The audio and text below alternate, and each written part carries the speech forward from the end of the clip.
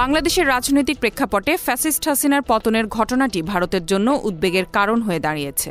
শেখ হাসিনা সরকার দীর্ঘদিন ধরেই ভারতের স্বার্থ রক্ষার জন্য নতজানু অবস্থানে ছিল। ভারত ইচ্ছেমতো এতদিন সব সুযোগ সুবিধা নিয়েছে, যা এখন আর পারছে না। তাই বাংলাদেশের বর্তমান পরিস্থিতি নিয়ে মিথ্যা, উস্কানিমূলক ও বিভ্রান্তিকর শিরোনামে সংবাদ প্রচার করছে দেশটির মিডিয়াগুলো। সম্প্রতি আমদানি পণ্য নিয়ে মায়ানমার থেকে টেকনাফে আসার পথে নাফনদ থেকে আটক করা দুটি জাহাজ ছেড়ে দিয়েছে দেশটির বিদ্রোহী গোষ্ঠী আরাকান আর্মি। ইতোমধ্যেই পণ্যবোঝাই জাহাজ দুটি টেকনাফ স্থলবন্দরে এসে পৌঁছেছে। মায়ানমারের ইয়াঙ্গুন থেকে টেকনাফ স্থলবন্দরের উদ্দেশ্যে দুই দেশের সীমান্ত বাণিজ্যের আওতায় পণ্য নিয়ে আসছিল জাহাজ। কিন্তু এ নিয়ে হিন্দুস্তান টাইমস সংবাদ প্রকাশ করেছে যে কোটি কোটি টাকার পণ্য বোঝাই বাংলাদেশি জাহাজ আটক আরাকান আর্মির, বেকায়দায় ইউনুস প্রশাসন।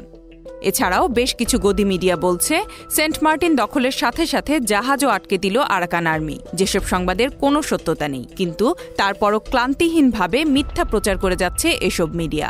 Z news, Dhaka.